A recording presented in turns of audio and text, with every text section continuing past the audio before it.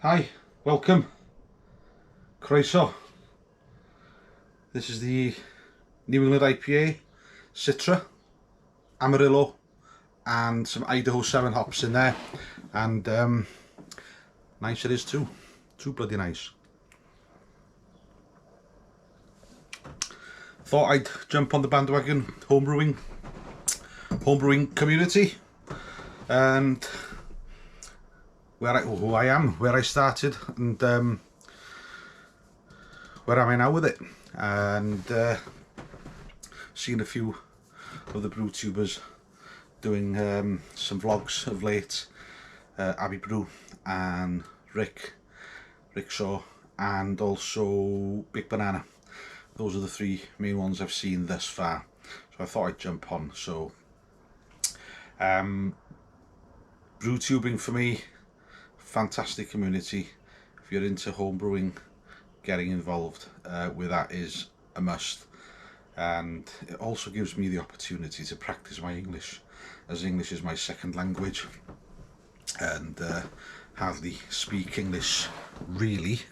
Do a bit at work, and but back home in my community, out my local pubs and what have you, and when we do go out, it's predominantly, mostly 99% of it is through the medium of the Welsh language. So if you see a lot of ums and ahs in my vlogs, it's me telling my Welsh brain to disconnect, put the clutch in, disengage, and it's very difficult. So I live here up on Anglesey, North Wales, and been brewing since 2017. Started off like everybody else, bucket, some malt extract in there, and developed from there really. Started with that, bit of water, bit of sugar, bottled it, that tang. Then you find out what the Camden tablet's for, pop that in the water, get rid of the chlorine, blah de blah, and it's much better. And then you start to do a bit of dry hopping.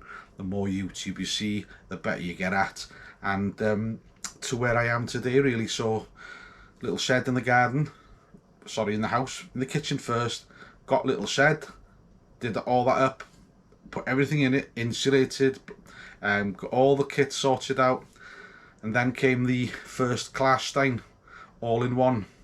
Things moved on rapidly from there, believe you me. All grain. Felt really overwhelmed when I first started it. I didn't have a bloody clue what I was doing, and the first brew tuber to help me out was Sarah Pantry. Absolutely fantastic. She gave me a couple of pointers, gave me a milk stout recipe which was unbelievable compared to the Wilco's kits and what have you. So going back to home brewing, when I was a kid, I remember Dad doing some red wine, popped the corks, they were all over the bloody kitchen. So that's my first thought of it, my memory, sorry, of it. We did have a little shop down in Llangefni town centre here back, probably the 80s. I must have been, teenage years, 14, 15, back then, passing the shop windows, the airlocks, the little thermometers that you put on the buckets, the siphons, the tubes, all the Caxton ales, if I remember rightly, and Bulldog ales. I'm just trying to think of the old names when I was passing from, walking home from school. But that shop's closed years and years and years ago. I think the guy used to run that. I see him sometimes in the local car boot. Doesn't have any homebrew stuff. So, and then obviously we've got Wilco's, which keep that kind of stuff if you're into it and you live at Anglesey and you're watching this. And also a little shop in Gairwen called Sturmats. They have quite a good selection. But yeah, quickly moved on from that to the one brew system, and from the class stein, probably brewed in that little shed for about 12 months, and I thought I need a bigger shed, so I built this, and quite impressed with what I got out of the space. I thought the space looked small, but it's given me enough to have a sink, some shelving, some place to work, some extra space here for the fermenters. I used to have two big fridges here. I could only use the plastic Firmzillas in there, which I do miss a bit, because it's lovely to see all that yeast whirling around inside and actually seeing the thing in these. I haven't got a clue what's going on in there apart from the tilt that you have. So yeah, really interesting to see the Firmzilla, the clear plastic ones. I do miss them. But yeah, the home brewing community has helped me so much. I really do thoroughly enjoy it. I watch it every day. I've got a load of subscriptions, and I could do with a hell of a lot more. I said in my last vlog, get your name in here so I can just subscribe and see what you're doing. Love to follow people. As Rick said, you know, we do invest in people. Harry Brew 69, he's a bit busy obviously at the moment. Rick Shaw, Abbey Homebrew. There's just so much. There's so many of you out there. Cutter's Choice, New to Homebrew Tom, Four Priest, actual breweries as well. Fortunately for us here in Anglesey, we have 3 breweries, so we can visit there as well. As I said before,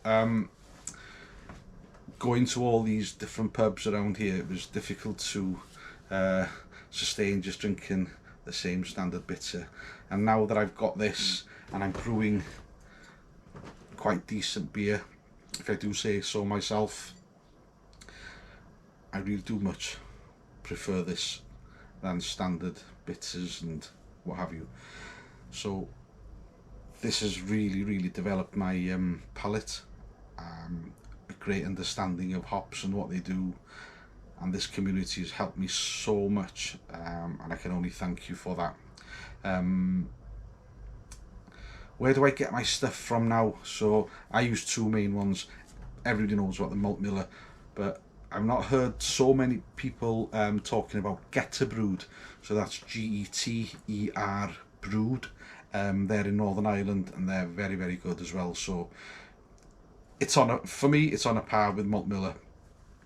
So I utilise both of them. It's good to use both parties really. I don't like it when there's a big monopoly and one business takes over a hell of a lot, and then we've only got one left and we have to buy from them and they dictate price and what have you.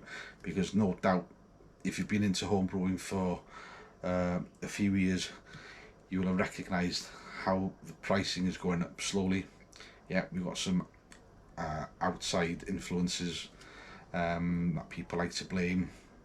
Brexit and the war in Ukraine and all this stuff. So listen, I'm not into politics at all, so but I'm just saying that's where most people seem to put blame at, or possibly people take advantage of it, will pop up the prices. But it's definitely gone up, most definitely. Home brewing with a little bucket and a kit from your local brew house specialists or Wilco's and Amazon, wherever you buy your stuff from, it is cheap, and it still is cheap. Getting into all grain is much more expensive. The kit is really expensive, and also the grains, the coconuts for your IPA, your coconut IPAs, things like this. It's quite an expensive drink, but compared to the pubs, absolutely not. This 3 hops, 3 or 4 different grains in there, probably about 25-30p a glass, whereas in a pub you probably pay a good 4 or 5 quid, wouldn't you? There is a local pub hotel, if you like. It's just been renovated. I was talking to a couple of friends last week who went out there. Lovely place, lovely location, looking at the Menai Straits, fantastic. It's like being anywhere in the world. One of the best places in the world really. And I think they were paying $5.65 for a pint of bitter. I know, yeah, £5.65. I couldn't believe it, but there we go. I think we pay about between £3.50 and £4 for a bitter in town here. I tend to try and dip my toes into the local socialising in the pubs as such. Try to go there once a month, as people seem to think because I brew at home that I drink a hell of a lot and I have to empty that keg in a week. Little do they know that these kegs will last 3-6 months, some even much longer. Keep the CO2 in there, and it's great, isn't it? So yeah, it's difficult really when you've got all this equipment. Thoroughly enjoy the process, thoroughly enjoy the hobby. I've got a bar in the house with 4 taps and a hand pull, a beer engine, Yorkshire Homebrew. So that bitter Timmy Taylor did the other day, it looked amazing, mate, and kudos to you. It's that brewery shed you got there, it looks the biz, mate.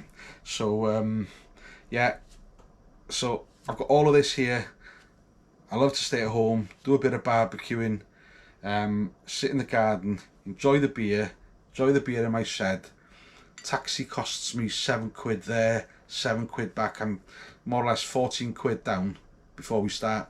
So there's another point for me to stay at home really and have a beer. But I like to socialise, and that's what it's all about, isn't it? So thanks to everybody who does the brew tubes. I love watching every one of you.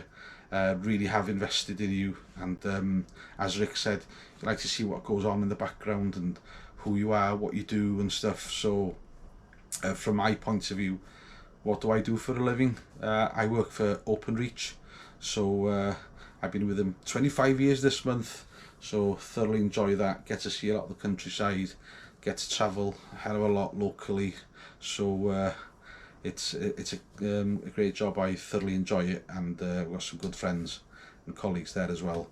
So yeah, so other than that really guys, just please continue to do that, and I promise I'm going to start going on this podcast that everybody's talking about. Forget what it's called now. Rick did mention it. I will look into it, but I'll definitely get into that podcast. It's not something that I've listened to really. Really need to get involved with it. So yeah, guys, if you enjoy this vlog, please consider subscribing, share if you can as well, please, and also anybody who has their own BrewTube channel, put it down in the comments and I will be sure to subscribe to your channel, because I really thoroughly enjoy people brewing and finding out how they go about it, where they've gone wrong, where they've learned from, and I try to be as honest as I can on this channel. There is no other way really, is there? It's all about learning, guys, and thank you very much for all I've learned from you. So as we say in Wales, and as I finish all my vlogs, iechyd da, and hope to see you soon. And if you are going to Harry Brew's pub, is it 15th of July if I remember rightly, I will be down there, all being well. So I really am looking forward to meeting some people there, and making some new friends as well, hopefully. So take care, boys. Thanks for watching, and I'll see you soon. Iechyd da.